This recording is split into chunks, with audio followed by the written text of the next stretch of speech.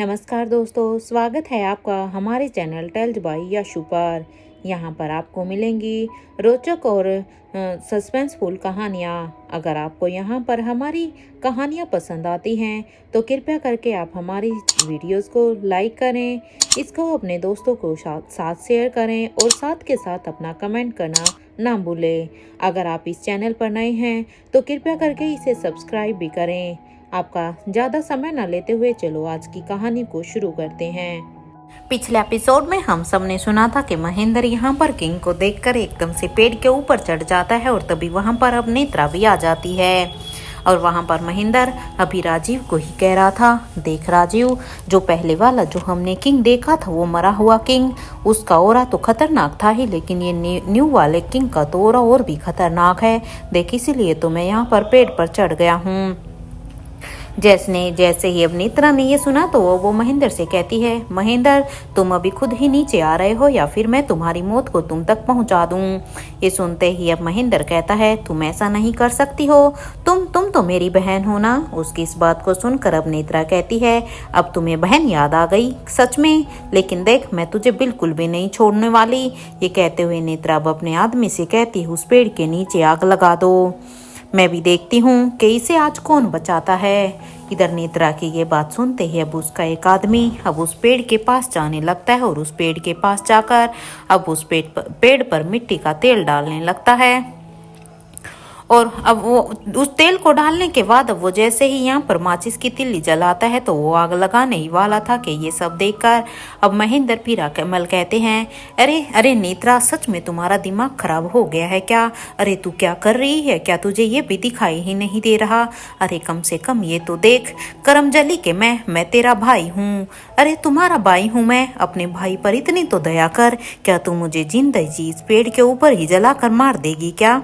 अभी महेंद्र ने ये कहा ही था कि उसकी ये बात सुनते ही अब नेत्रा कहती है, अगर तुम मेरे भाई हो तो फिर सच में एक भाई वाला फर्ज भी अदा करो और बताओ कि माँ कहाँ पर है, मुझे माँ के बारे में जानना है।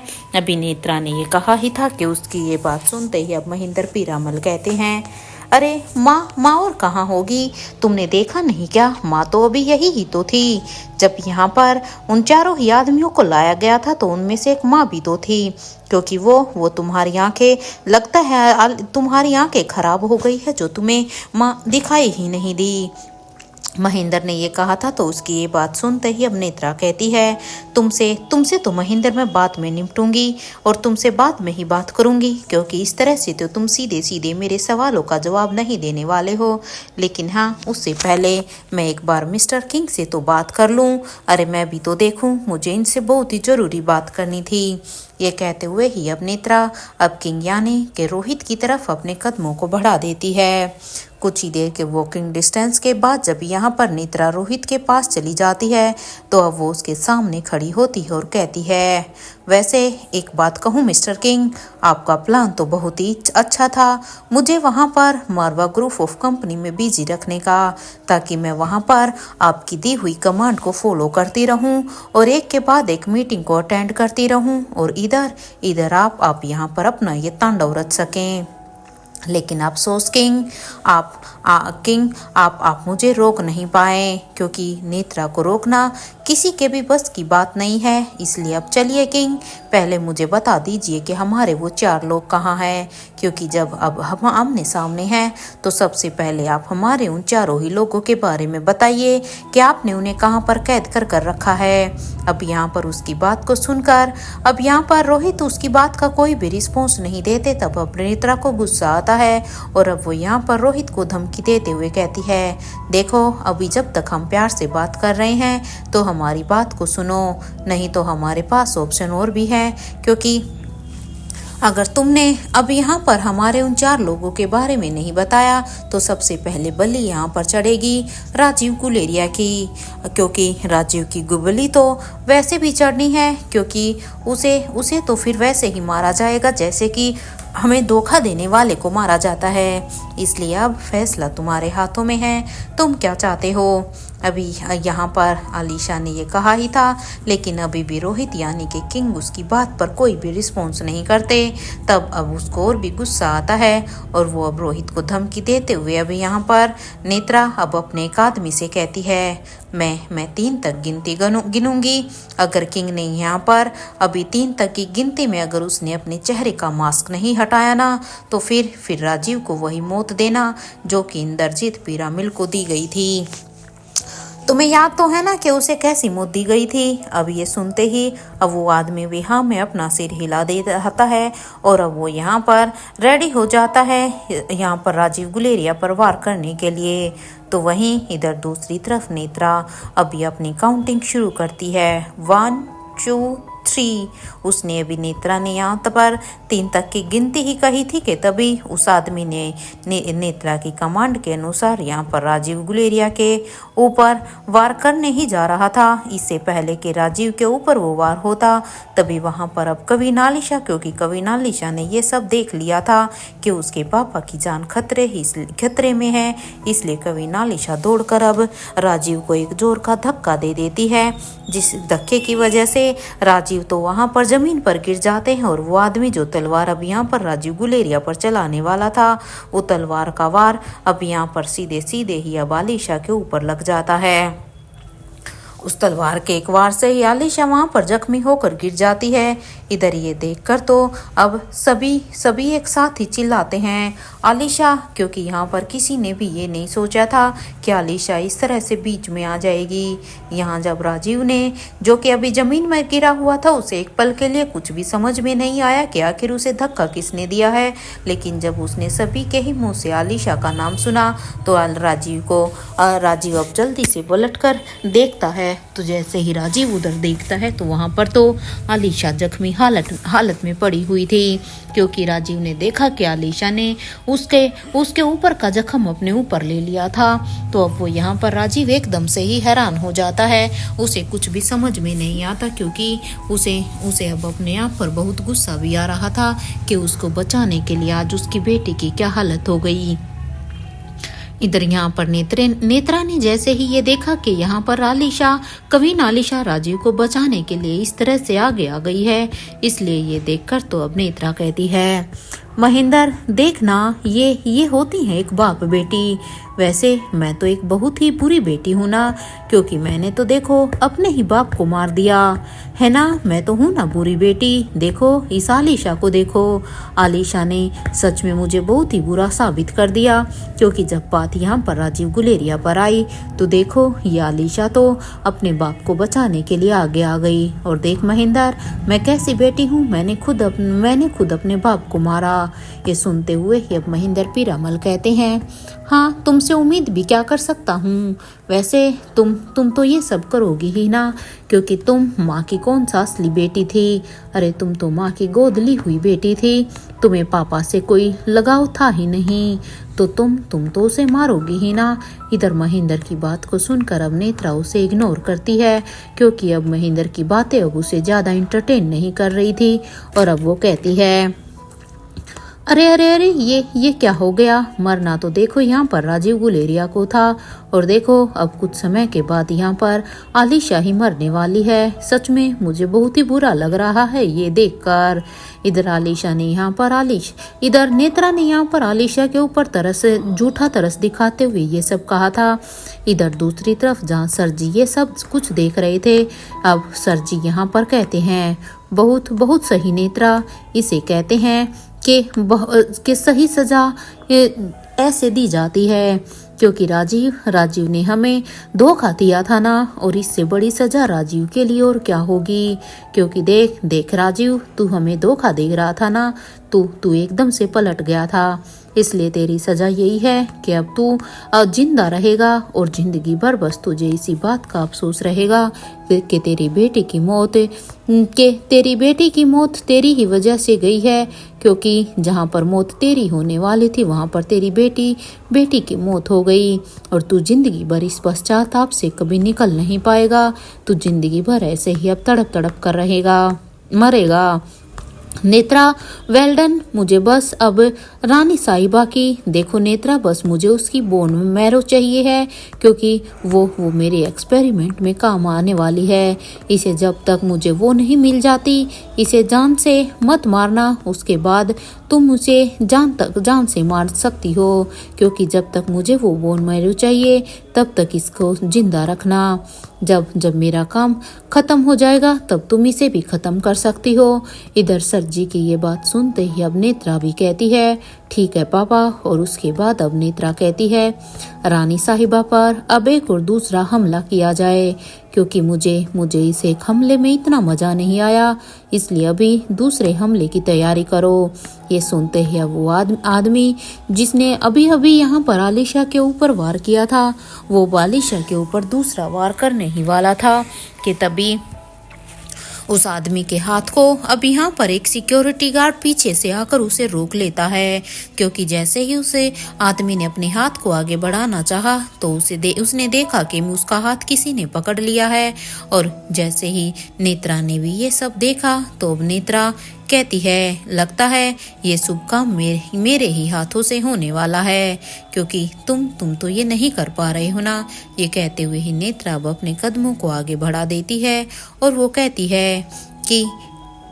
है क्यों ना इस सिक्योरिटी गार्ड से ही इसकी रानी साहिबा को मरवाया जाए, क्योंकि उसने देख लिया था कि रानी साहिबा के एक सिक्योरिटी गार्ड ने ही उसके आदमी का हाथ रोका है। तो अब यहाँ पर नेत्रा सोचती है कि वो अपने सम्मोहन से ही अब यहाँ पर इसको मरवा देगी। और ये नेत्रा कहते हुए ही नेत्रा अब उस सिक्योरिटी गार्ड के पास चली जाती है और अब उसके चेहरे पर से अचानक से उसके नकाब को पकड़कर खींच लेती है ताकि वो उसको अपने सम्मोहन में कर सके।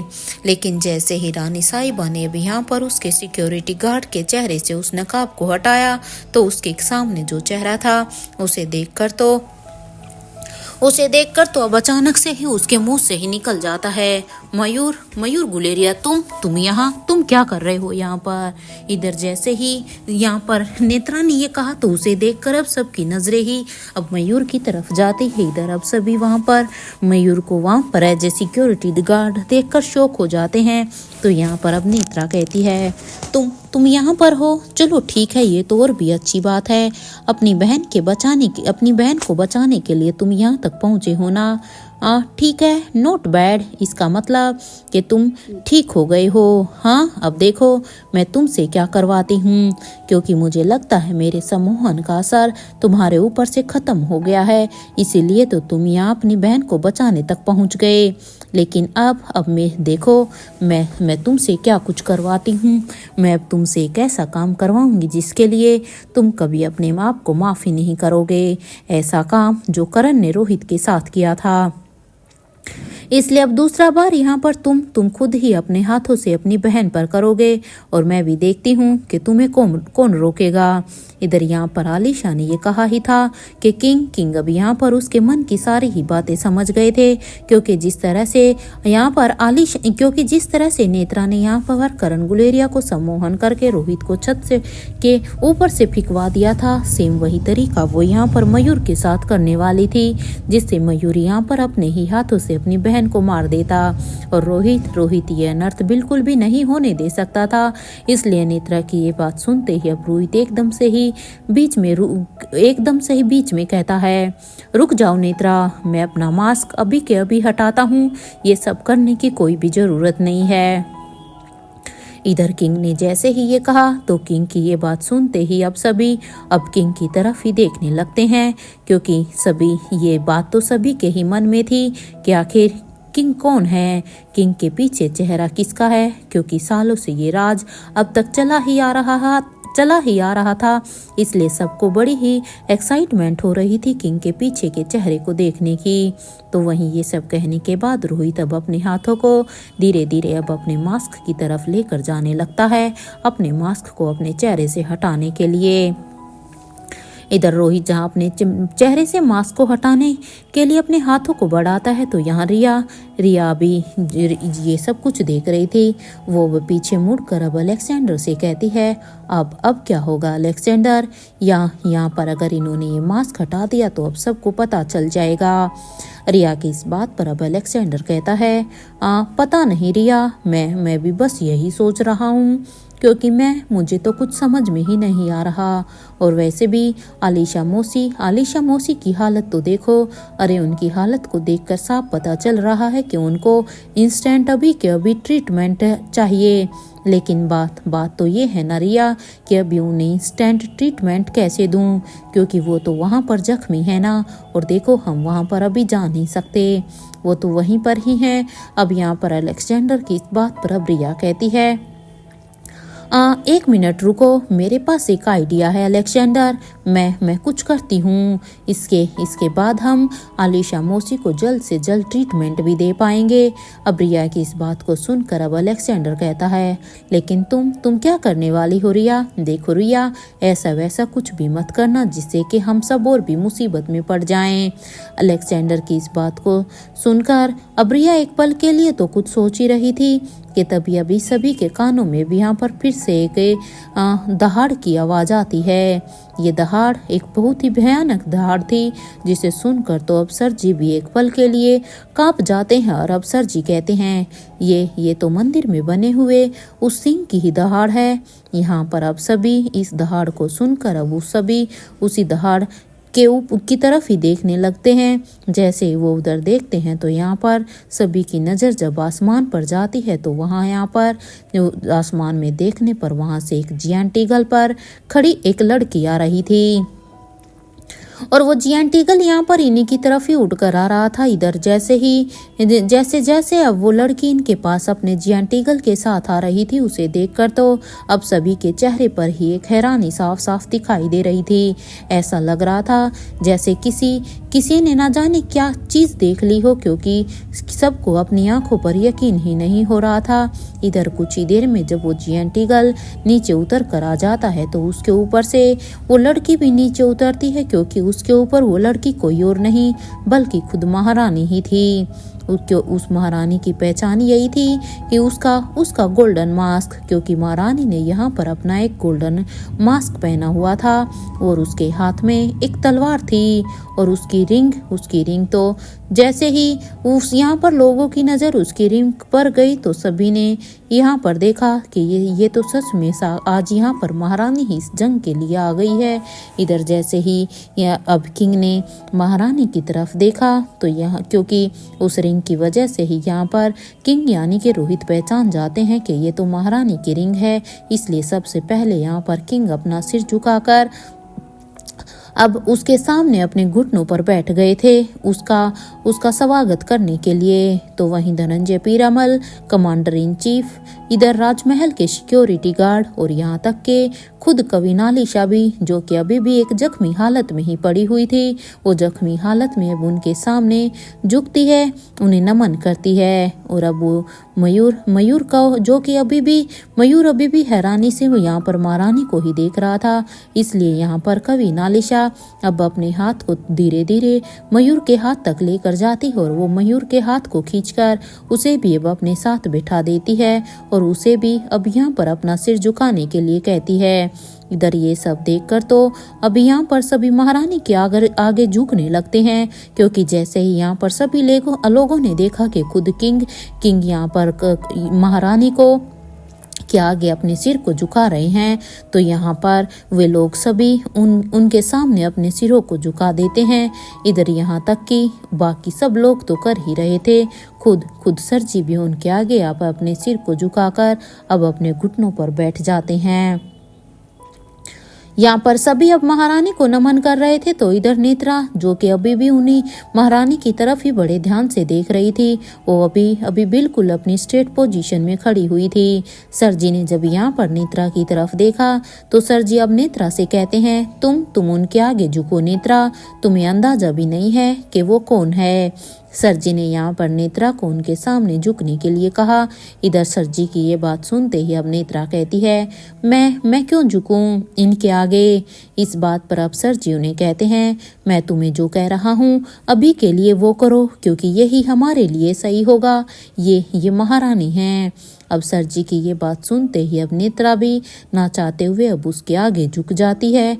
यहाँ पर ये सब देखकर अब महारानी कहती है, ये सब क्या हो रहा है यहाँ पर, ये सब अभी के अभी रोक दो। महारानी ने ये कहा ही था कि उसकी बात को बीच में काटते हुए अब सरजी कहते हैं, महारानी हम आपके आगे झुके जरूर हैं, लेकिन इसका मतलब ये नहीं है कि हम हार गए हैं, क्योंकि हम आपका आदर करते हैं, लेकिन आप इसे गलत समझ रही हैं। अब यहाँ पर उसकी इस बात को सुनकर अब महारानी कहती है, मैं कुछ भी गलत नहीं समझ रही हूँ, लेकिन ठीक है, अगर तुम यहाँ पर इसे अपनी कायरता समझ रहे हो या तुम अभी इस लड़ाई को कंटिन्यू ही करना चाहते हो, तुम अगर मेरी बात का मान नहीं रखना चाहते हो तो फिर ठीक है, तुम मेरी तरफ से सजा के लिए तैयार हो जाओ। यहाँ पर महारानी की इस बात को सुनकर फिर से एक जंग का ऐलान हो गया था। इधर दूसरी तरफ रिया, जो कि अब वहां पर उस घर से ही बार बार बस महारानी की तरफ ही देखे जा रही थी, वो उनके चेहरे को देखने की कोशिश कर रही थी। तो वहीं उसके दोनों ही भाई आर्यन और अलेक्जेंडर अब रिया से कहते हैं, रिया देखो उनकी तरफ ऐसे मत देखो, क्योंकि देखो यहाँ पर सभी ने अपने सिर को झुकाया हुआ है, तो तुम उसे ऐसे मत देखो। अब अपने भाइयों की ये बात सुनते ही अब रिया कहती है, अरे मैं यहाँ उन्हें नहीं देख रही हूँ, मैं तो यहाँ पर बूढ़े दादू को देख रही हूँ ना, क्योंकि मेरे पास एक अच्छा आइडिया आया है और उस आइडिया को फॉलो करने के लिए मुझे यहाँ पर उस बूढ़े दादू की, यानी कि जो स्वाति मल्होत्रा के साथ यहाँ पर राघव काम करता था, यानी कि बूढ़े बाबा, उनकी जरूरत है। इस बात पर अब अलेक्जेंडर कहता है, देखो रिया अभी ये सही समय नहीं है, तुम प्लीज इस वक्त कोई भी गड़बड़ मत करना रिया, क्योंकि अगर तुमने ये गड़बड़ कर दी तो यहाँ पर उसका खामियाजा बहुत ही बुरा हो सकता है।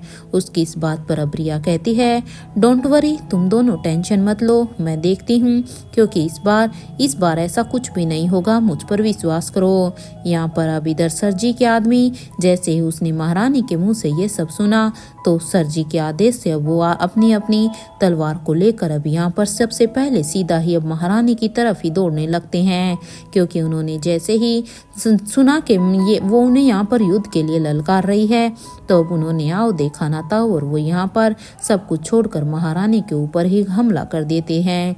तो वहीं यहाँ पर महारानी भी अभी, जो कि उनके हाथ में एक तलवार थी, अपनी तलवार को लेकर अब उसमें उसके मयन से उस तलवार को निकाल कर अब वो सभी के ऊपर ही अटैक करने लगती है। वहीं जब जैसे ही किंग ने यहाँ पर देखा कि महारानी इन सब लोगों के साथ अब लड़ाई लड़ने लग गई है, तो अब किंग भी यहाँ पर अपनी पोजीशन ले लेते हैं इन सब लोगों के साथ फाइट करने के लिए, और इस फाइट में वो भी यहाँ पर महारानी की मदद करने के लिए चले जाते हैं। और यहाँ पर धनंजय पीरामल और राजीव गुलेरिया, ये दोनों अभी इन्होंने देखा कि यहाँ पर आलिशा की हालत बहुत ही गंभीर है, इसलिए वो यहाँ आलिशा को वहाँ से उठाकर अब उसी रूम की तरफ ही लेकर जाने लगते हैं, जहाँ पर बच्चे यहाँ पर उन सभी को ट्रीटमेंट दे रहे थे, क्योंकि अब वो नहीं चाहते थे कि ऐसी हालत में अगर आलिशा यहाँ पर रही तो वो और भी जख्मी हो सकती है। इधर अब तक रिया अब उस चौपर की तरफ जाने लगती हैं, जहाँ पर जिस चौपर में यहाँ पर बूढ़े बाबा थे। जब रिया यहाँ से चली गई तो वहाँ अब अलेक्जेंडर अब आर्यन से कहता है, आर्यन मेरे पास आर्यन एक लेप है, अगर हमने उस लेप को यहाँ पर इस नेत्रा, इस हरी आंख वाली औरत की आंखों पर अगर हमने लगा दिया तो कुछ वक्त के लिए तो ये रिया की सुपर विलन तो हम रिया की उस सुपर विलन को हम अपने कंट्रोल में कर सकते हैं, क्योंकि उस लेप की वजह से ये कुछ देख ही नहीं पाएगी। अब उस अलेक्जेंडर की ये बात सुनते ही आर्यन कहता है, मैं इस आंटी को डिस्ट्रैक्ट करने की कोशिश करता हूँ, तब तक तुम कोशिश करो। तो वहीं दूसरी तरफ अब तक अनिका ने अपने एक वार से उन सभी को वहां पर मार गिराया था, लेकिन उसकी नज़र तो यहाँ पर अपने आदमियों पर जाती है, जो कि बहुत सारे अभी यहाँ घायल होकर घायल अवस्था में पड़े हुए थे। अब अपने आदमी को इस तरह से घायल होता हुआ देखकर अब यहाँ पर अनिका कुछ सोच ही रही थी कि तभी अचानक से यहाँ पर एक बहुत ही जोर से लाउड म्यूजिक बजने लगता है। जैसे ही यह यहाँ पर इस युद्ध में म्यूजिक की आवाज सुनती है तो इस आवाज को सुनकर अब सभी यहाँ पर उस सब का ध्यान ही उसी म्यूजिक की तरफ जाता है कि ऐसे में कौन यहाँ पर इतनी तेज म्यूजिक बजा रहा है। जैसे ही वो यहाँ पर उस म्यूजिक की तरफ देखते हैं तो वहाँ पर एक 12-13 साल की एक लड़की वहाँ पर उस म्यूजिक के ऊपर डांस कर रही थी। तो वहीं अब रिया कहती है, दादू अरे बूढ़े दादू प्लीज प्लीज और तेज म्यूजिक करो ना। इधर अब बूढ़े बाबा कहते हैं कि और तेज करना है क्या। इस पर अब यहाँ पर रिया कहती है, हाँ हाँ बूढ़े बाबा और तेज करिए और ज्यादा। अब यहाँ पर अब फिर से वो यहाँ पर बूढ़े बाबा थोड़ी सी वॉल्यूम को और बढ़ा देते हैं, जिससे अब सभी यहाँ पर अपने कानों पर हाथ लगा लेते हैं। तब अब बूढ़े बाबा कहते हैं, क्या क्या और तेज करनी है। इस पर अब यहाँ पर रिया कहती है, हाँ थोड़ा सा और ज़्यादा। और देखो मैं ये तो मेरा फेवरेट सॉन्ग है, बेबी को बेस पसंद है, क्योंकि यहाँ पर रिया ने अपने फेवरेट सॉन्ग को चलवाया हुआ था। इधर ये कहते हुए ही रिया वहाँ पर डांस करने लगती है। इधर यहाँ दूसरी तरफ सभी लोग अभी अपनी इस लड़ाई को छोड़कर सब रिया को ही देख रहे थे। तो वहीं रिया को इस तरह से डांस करता हुआ देखकर अब आर्यन और अलेक्जेंडर दोनों ही अब अपने अपने सिर पर अब अपना हाथ मारते हैं कि ये रिया तो सच में सबको मरवाएगी, क्योंकि उन्हें यहाँ पर रिया का ये बचकाना, वो रिया यहाँ पर काफ़ी बचकानी लग रही थी। लेकिन रिया ने तो यहाँ पर नेत्रा को कंट्रोल करने के लिए ये सब किया हुआ था, क्योंकि एक तरफ जहाँ पर ये तेज म्यूजिक बज रहा था तो वहीं दूसरी तरफ नेत्रा का हाल बुरा हो रखा था। लेकिन जैसे अब स्वाति मल्होत्रा की नज़र जब नेत्रा पर जाती है तो स्वाति मल्होत्रा समझ जाती है कि आखिर रिया ने ये सब क्यों किया है। क्योंकि जब यहाँ पर स्वाति मल्होत्रा नेत्रा को देखती है तो नेत्रा ने यहाँ पर म्यूजिक कितना तेज था कि वो अब उसके बर्दाश्त से बाहर हो रहा था। ऐसा जान पड़ रहा था कि जैसे इस म्यूजिक की साउंड से नेत्रा अपने आप में ही वीक पड़ रही है, क्योंकि उसने यहाँ पर अपने दोनों ही हाथों को अपने कानों पर रखा हुआ था। नेत्रा को इस तरह से झुका हुआ अपने कानों को बंद करता हुआ देखकर अब स्वाति मल्होत्रा के पास ये एक अच्छा समय था कि वो यहाँ पर नेत्रा के साथ फाइट करे। इसलिए स्वाति मल्होत्रा अब सीधे ही नेत्रा की तरफ बढ़ जाती है और अब वो नेत्रा को पीछे से उसको एक लात मारती है। तो वहीं स्वाति जैसे ही नेत्रा को पीछे से एक लात महसूस हुई तो अब यहाँ पर नेत्रा अपनी आंखों को बंद करते हुए ही अब पीछे की तरफ मुड़ जाती है और वो यहाँ पर अब एक फाइटिंग की पोजीशन ले लेती है। अब जैसे ही नेत्रा ने यहाँ पर फाइटिंग की पोजीशन ली तो अब स्वाति मल्होत्रा और नेत्रा इन दोनों के बीच में एक फाइट शुरू हो जाती है। नेत्रा यहाँ पर म्यूजिक की वजह से अपनी आंखों को नहीं खोल पा रही थी। नेत्रा ने अपनी आंखों को बंद किया हुआ था और अपनी आंखों को बंद किए हुए ही वो अब अपने आप को डिफेंड कर रही थी। यहाँ स्वाति मल्होत्रा भी अब नेत्रा के साथ फाइट कर रही थी। तो वहीं यहाँ पर अभी महारानी अब अपने तेज ही कदमों को अब उस गुफा की तरफ बढ़ा देती है, क्योंकि यहाँ पर सर जी के जितने ही आदमी थे उनके साथ अभी यहाँ पर किंग यानी कि रोहित लड़ रहा था। इसलिए उन्हें ये सब करता हुआ देखकर अब महारानी उस गुफा की तरफ जाती है। तो वहीं यहाँ पर रोहित ने अब सब कुछ कंट्रोल करते हुए देखा तो यहाँ पर रोहित ने देखा भी यहाँ पर सब कुछ अंडर कंट्रोल है, क्योंकि यहाँ पर उनके बहुत सारे आदमी जख्मी भी हो गए थे। इसलिए अब रोहित अब चिराग को इशारा करता है और वो अब अपने आदमियों को इशारे में वो यहाँ पर चिराग से कहता है कि उनके जितने भी आदमी यहाँ पर जख्मी हैं उन्हें उस घर में ले जाकर उनका इलाज करवा दें। इधर रोहित यानी कि किंग के इशारे को देखकर अब यहाँ पर चिराग भी अब अपने सिर को हाँ में हिलाता है और अब वो अपने काम में लग जाता है।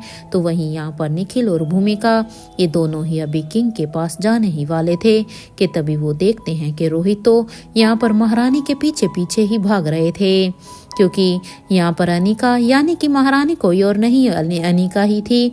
यहाँ पर महारानी जब रोहित ने देखा कि वो गुफा की तरफ जा रही है तो अब रोहित भी उसके पीछे पीछे ही जाने लगा। तो वहीं अब तक सभी अब एक दूसरे की ही मदद कर रहे थे, क्योंकि यहाँ पर जितने ही लोग अब यहाँ पर रोहित की टीम के जख्मी हो गए थे उन्हें उपचार दिया जा रहा था। तो वहीं दूसरी तरफ सर जी ने जब महारानी को अपनी तरफ इस तरह से आते हुए देखा तो अब सर जी भी यहाँ पर सीधा मंदिर की तरफ ही भागने लगते हैं, क्योंकि सर जी अब समझ गए थे कि उनका अंत अब निश्चित है। इसलिए महारानी से बचते हुए अब वो मंदिर की तरफ भागने लगते हैं।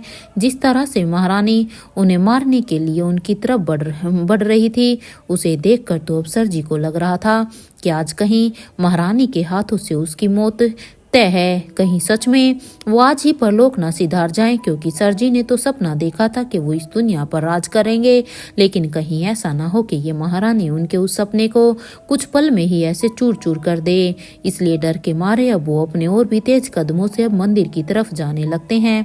तो वहीं आज अनिका के चलने का तरीका एक अलग ही था, क्योंकि अनिका आज यहाँ पर एक महारानी के ओरे से ही भाग रही थी और वो अब अपने सुनने की ताकत से अब सर जी के कदमों की आहट को पहचान रही थी कि सर जी किस दिशा में जा रहे हैं। इधर अनिका उसी तरफ जाने लगती है। कुछ ही देर में इधर सर जी यहाँ पर उस मंदिर के अंदर आ जाते हैं और उस मंदिर के आने के बाद अब सर जी यहाँ पर जल्दी से अब उस कुंड के पास जाते हैं, जो ये कुंड सफेद पानी का बना हुआ था, दूध जैसा। और जब वो उस कुंड के पास पहुंचते हैं तो सर जी सबसे पहले अपने चेहरे से अब उस सर जी के मास्क को हटाते हैं और उस मास्क को निकाल कर अब वो जल्दी से उसे कुंड में डाल देते हैं। और उसमें डालने के बाद अब वो एक बार फिर से अब वो उसी रूम में चले जाते हैं जहाँ पर वो बूढ़ा सा प्रोफेसर वांगापटू रहता था, क्योंकि सर जी ने प्लान बना लिया था कि अगर वो ऐसे ही इस चेहरे के ऊपर अपने मास्क को लगा कर रहे तो फिर तो महारानी के हाथों से उसकी मौत तय है।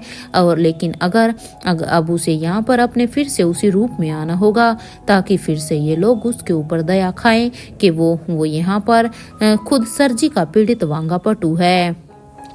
और वो सेम उसकी तरह ही अब उस कमरे में आकर बैठ जाते हैं और वो अब अपने दिमाग में यही सोचते हैं कि आज अगर महारानी नहीं आई होती ना, तो आज तो मैं उस नए किंग का चेहरा मैंने देख ही लिया होता।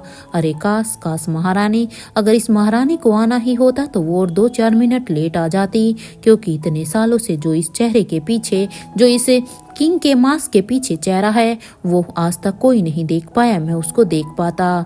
उससे मेरा मिशन और भी जल्दी से पूरा होता और मुझे पता चल जाता कि आखिर किसके लिए उस इंद्रजीत पीरामल ने हमें धोखा दिया था, क्योंकि वो इंद्रजीत पीरामल किंग के लिए ही तो काम कर रहा था ना। तो मुझे साफ साफ उसके बारे में पता चल जाता। यहाँ राजेश्वर पीरामल अभी अपनी ही सोच में थे कि तभी उन्हीं के कानों में अब किसी के चलने की आवाज आती है।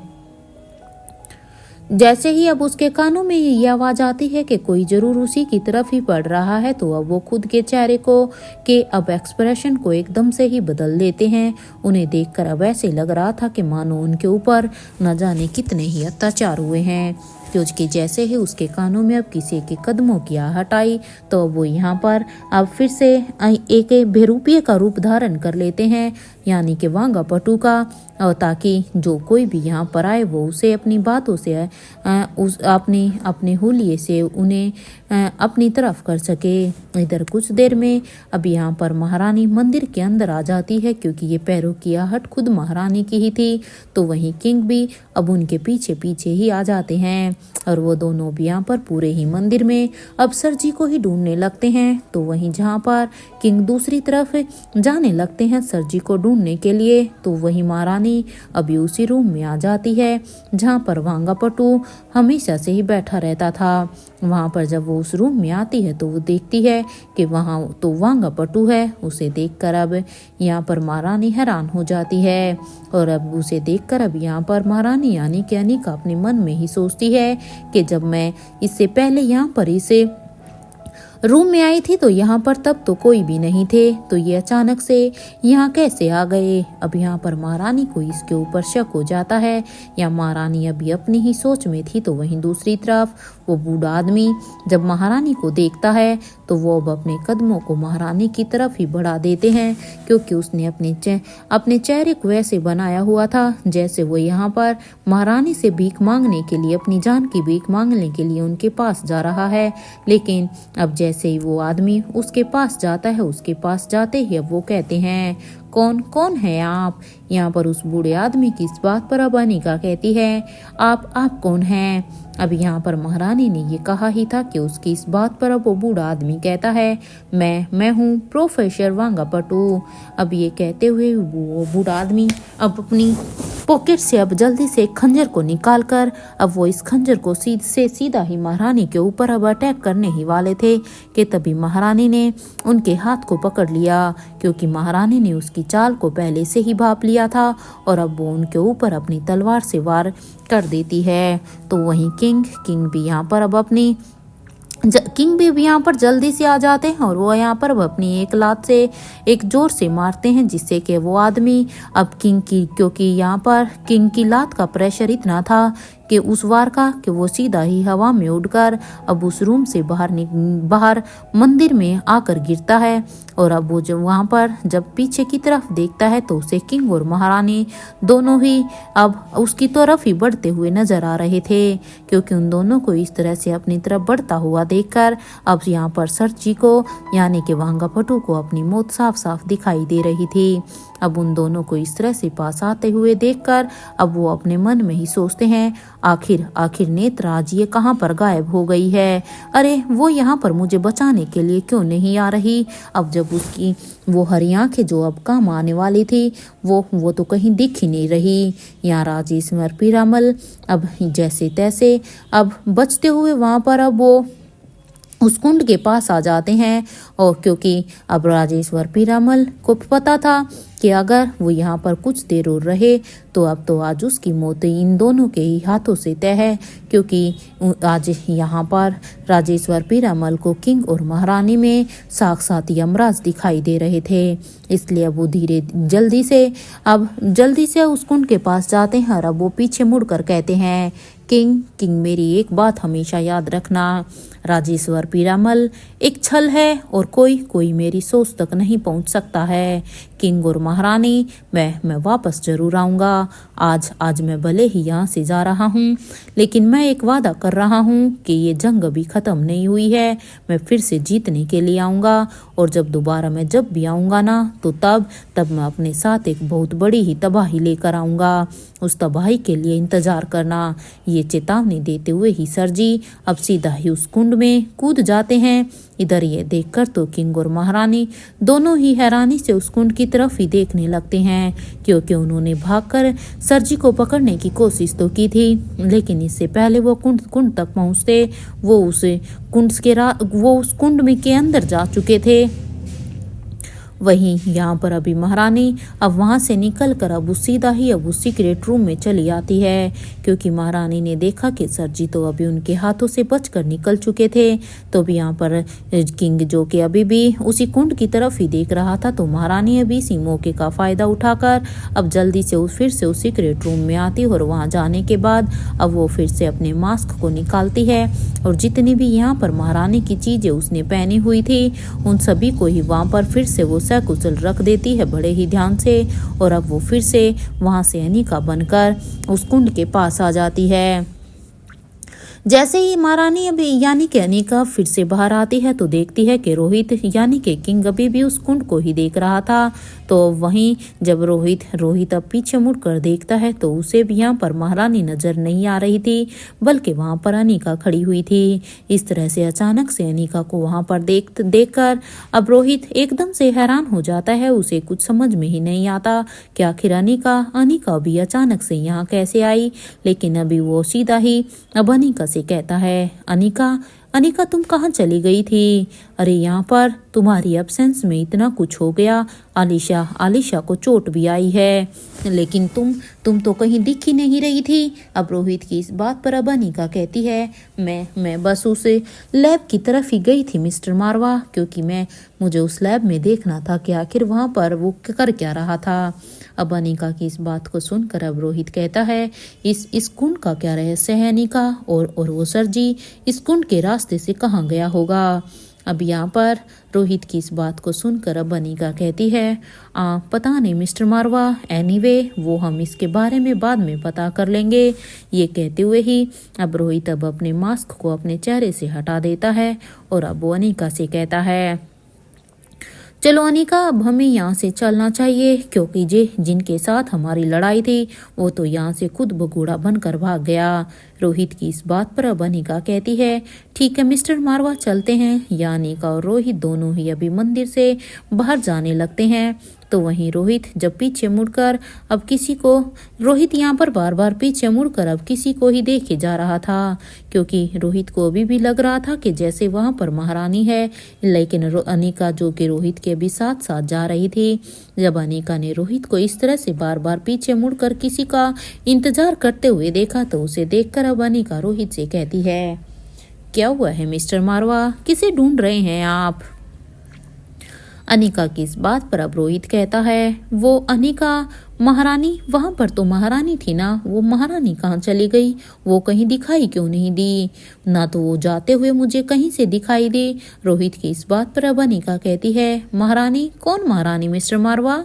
मुझे तो यहाँ पर कोई भी नजर नहीं आया। अब अनिका की इस बात पर अब रोहित कहता है, एनीवे इसके बारे में एनीवे घर चलते हैं, अभी घर जाने के बाद ही मैं तुम्हें सब कुछ बताऊंगा। अब रोहित की ये बात सुनते ही अब अनिका भी कहती है, ठीक है मिस्टर मारवा, लेकिन देखो आप भूल तो नहीं जाएंगे ना मुझे बताना। अनिका की ये बात सुनते ही रोहित कहता है, मैं तुमसे कहाँ कुछ छुपाता हूँ अनिका। अब रोहित ने ये कहा ही था कि उसकी ये बात सुनते ही अब अनिका रोहित को घूर घूर कर देखने लगती है।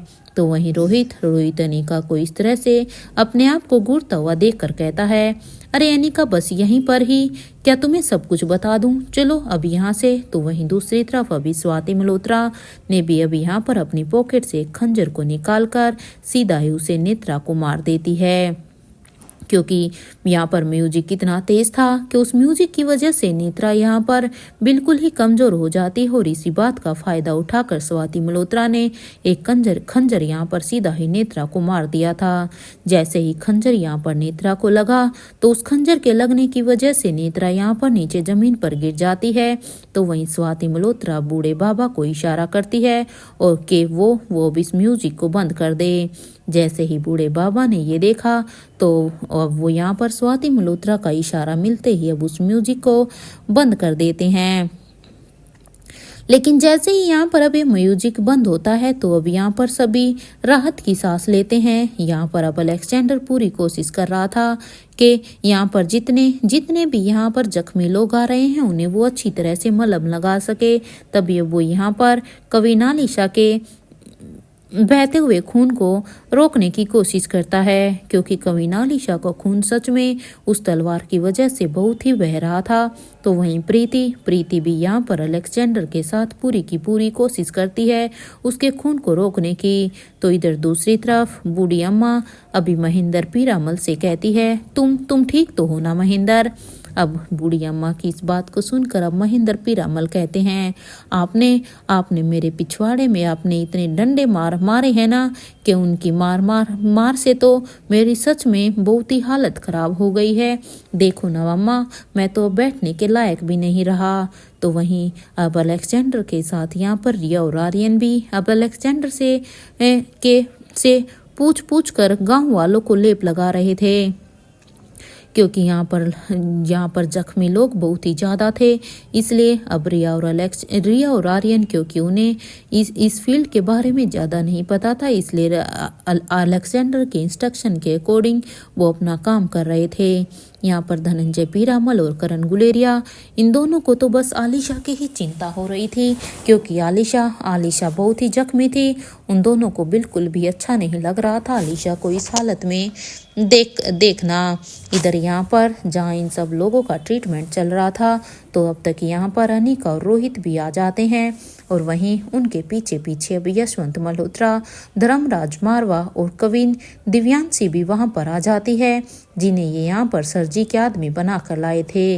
अनिका और रोहित जब कविन दिव्यांशी को देखते हैं, तो वो आंखों में अब उनसे सवाल करते हैं कि काम हो गया है? तो यहाँ वो हाँ में अपनी पलकों को झपका देती हैं। तो वहीं अब अनिका अब उस घर में आ जाती है। जैसे वो घर में आती है, तो वो देखती हैं कि अलेक्जेंडर ने तो यहाँ पर सबको अच्छी तरह से ही संभाल लिया था, क्योंकि अलेक्जेंडर की एज भले ही यहाँ पर कम थी, लेकिन उसने यहाँ पर एक अडल्ट की तरह सभी का अच्छे से ट्रीटमेंट किया था। ये देखकर तो अब अनिका को अपने बच्चों के ऊपर काफ़ी प्राउड फील हो रहा था, क्योंकि अलेक्जेंडर के साथ साथ रिया और आर्यन भी उसका का पूरा सहयोग दे रहे थे। तो वहीं इधर अपनी बहन आलिशा को इस तरह से जख्मी देखकर अब अनिका को चिंता भी हो रही थी। या अनिका अब सभी से ही कहती है, मेरे ख्याल से अब हम सबको यहाँ से चलना चाहिए।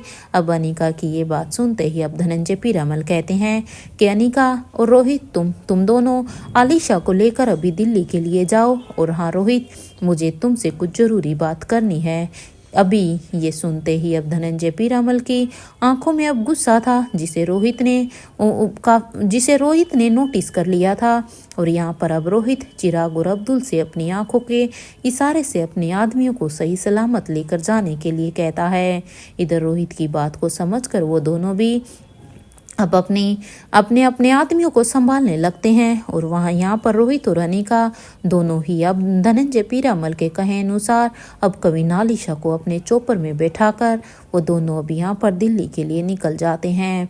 तो वहीं यहाँ पर धनंजय पीरामल, करण गुलेरिया, राजीव गुलेरिया और महेंद्र पीरामल, स्वाति मल्होत्रा और तीनों ही बच्चों के साथ चोपर में बैठकर जाने लगते हैं। यहाँ प्रीति गांव वालों का इलाज करने के लिए यहाँ पर रुक जाती है, क्योंकि गांव वाले भी यहाँ पर जख्मी थे और यहाँ पर मेडिकल की इतनी अच्छी फैसिलिटी भी नहीं थी। इसलिए प्रीति को भी यहाँ पर इनके ट्रीटमेंट के लिए रुकना पड़ा। यहाँ बूढ़ी अम्मा अभी अपने मन में ही सोचती है, हे महादेव, आज इतने सालों बाद किंग यहाँ पर आए थे और मैं उन्हें अपने हाथों से बनाकर खाना कब खिलाऊंगी। क्योंकि मैंने तो सोचा था जब मैंने उन्हें देखा था कि मैं इन्हें अपने हाथों से खाना खिलाऊंगी, लेकिन पता नहीं उसके बाद तो वो नज़र ही नहीं आए। यही सोचते हुए वो ये अपनी आंखों में आए हुए आंसुओं को पूछती है, क्योंकि किंग के बारे में सोचते हुए वो इमोशनल हो गई थी। और यहाँ पर गांव में अब सब कुछ ठीक तरीके से एक एक करके सब सेट हो गया था। सभी अब यहाँ पर अपनी अपनी जगह पर जाने लगते हैं। यहाँ रिया भी चौपर में बैठकर जरूर जा रही थी, लेकिन वो सिर्फ बार बार नेत्रा को ही देख रही थी, क्योंकि विंडो से उसकी नज़र नेत्रा पर ही थी। उसके दिमाग में अभी बहुत कुछ चल रहा था। उसे बार बार अभी यही लग रहा था कि यहाँ पर कुछ तो गड़बड़ है, जो अभी उसे समझ में नहीं आ रही थी।